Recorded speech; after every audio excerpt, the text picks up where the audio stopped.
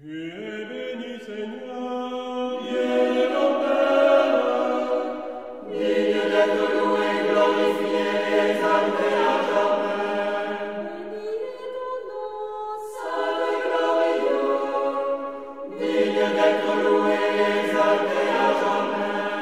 tu es béni Dans dans ton temple saint, digne de suprême louange et de gloire à jamais. Tu es béni sur le trône de ton royaume, digne de suprême louange et d'exaltation à jamais.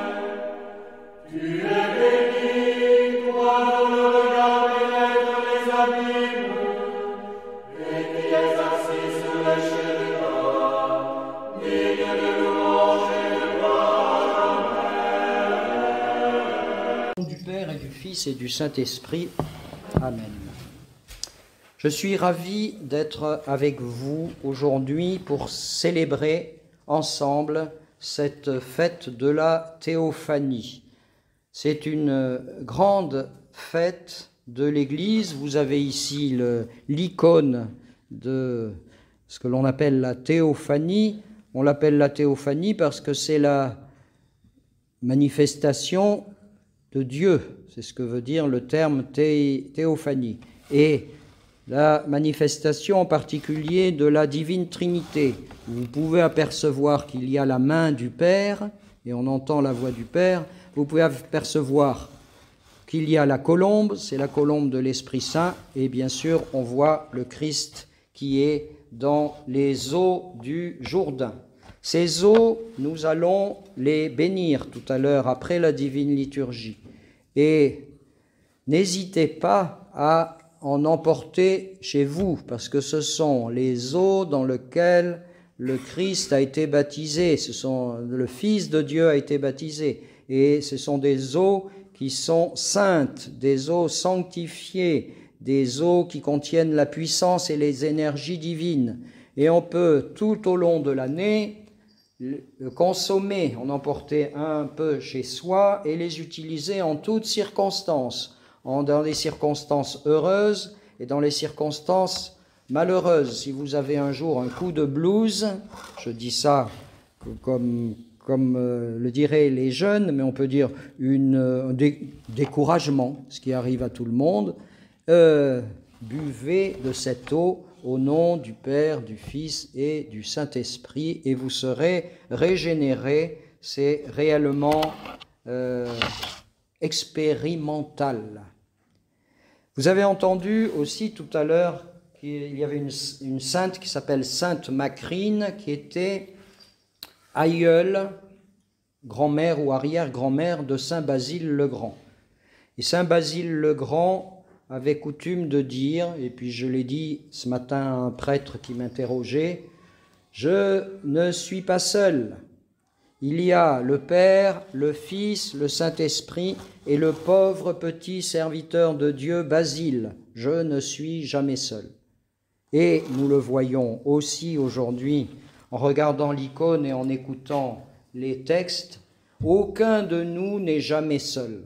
Il y a toujours la présence de la divine Trinité. Elle est toujours présente. L'Esprit Saint est partout présent. Le Christ a promis en nous disant « Je suis avec vous tous les jours jusqu'à la fin du monde ». Et nous avons quand même une responsabilité. Nous pouvons activer cette présence en ouvrant notre esprit autant que nous le pouvons. Si c'est une fois par mois, c'est une fois par mois. Si c'est une fois par jour, c'est une fois par jour. Si c'est comme les moines chez qui j'étais hier soir, les carmes, c'est 7 fois par jour, je louerai le Seigneur. Autant que possible, si nous ouvrons notre esprit à la présence de la divine Trinité, eh bien nous sommes inondés de la grâce divine. Retenons que les chrétiens en particulier ne sont jamais seuls, il y a la présence du Père, du Fils et du Saint-Esprit. Je le dis pour les chrétiens, mais on peut le dire pour toute l'humanité. Dieu est partout présent pour tous, et pour chacun de nous, même si nous l'invoquons avec d'autres noms que Dieu, que Père, que Fils, que Saint-Esprit, que Verbe divin. Je ne voudrais pas être trop long, parce que la liturgie est longue, et je souhaitais quand même dire quelque chose, si ça me revient, parce que j'y ai pensé ce matin, et puis là, en commençant avec un autre discours, ce que je souhaitais dire c'est un petit peu évadé, mais ça va revenir. C'était lié avec la colombe du Saint-Esprit. Il m'est revenu en mémoire des événements avec la colombe. Vous savez que le Saint-Esprit est représenté en particulier par la colombe, mais il peut être représenté aussi par les lumières, les flammes. C'est ainsi qu'il est représenté à la Pentecôte. Mais aujourd'hui, c'est la colombe. Et vous savez que la colombe, d'une part, elle survole, elle est fidèle. Il paraît que les colombes ou les tourterelles sont des animaux très fidèles. Et ensuite, la colombe est porteuse de paix. Et je voulais vous souhaiter en particulier en cette année, à la fois par la grâce du Saint-Esprit, d'avoir la paix dans le cœur. La paix, il peut y avoir extérieurement des guerres, de la guerre, des disputes, mais nous pouvons toujours accéder par la grâce du Saint-Esprit à la paix qui vient d'en haut. C'est là encore un petit effort personnel de dire je ferme mes oreilles à tout ce qui est autour de moi, je ferme mon cœur à tout ce qui m'a touché ou tout ce qui m'a affecté, et je tâche d'aller dans une partie de mon être que l'on appelle l'esprit, afin d'y trouver la paix, afin d'y trouver la fidélité à Dieu, afin d'y trouver la capacité à survoler les affres du monde. Et ceci est réel, et je terminerai là-dessus. Il me souvient de liturgies et d'événements où réellement des colombes se sont manifestées. L'une qui me revient, c'était en Syrie, c'était un endroit, c'était avant la guerre qui existait en Syrie, c'était un endroit où un ermite avait vécu, il avait été emprisonné, il avait passé de longs moments dans un trou profond. Et il y a maintenant une église, c'est un saint homme, et je me souviens à la divine liturgie à laquelle nous avons participé, il y avait une colombe, des pigeons qui s'étaient manifestés à certains moments en particulier de la divine liturgie.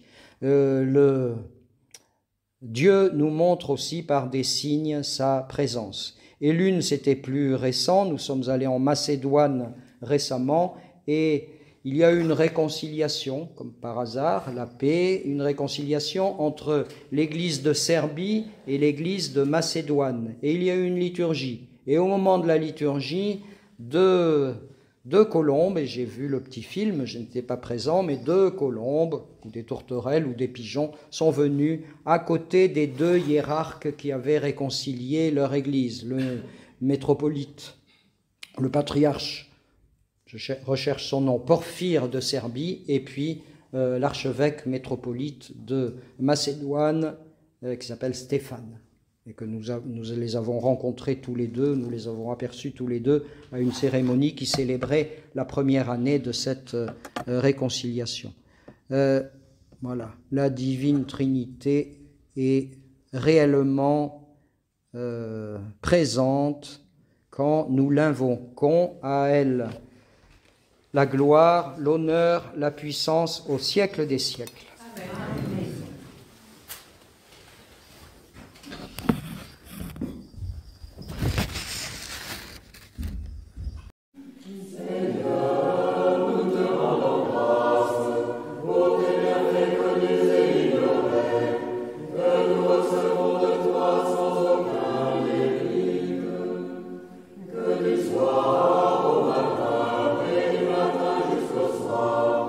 Notre bouche soit remplie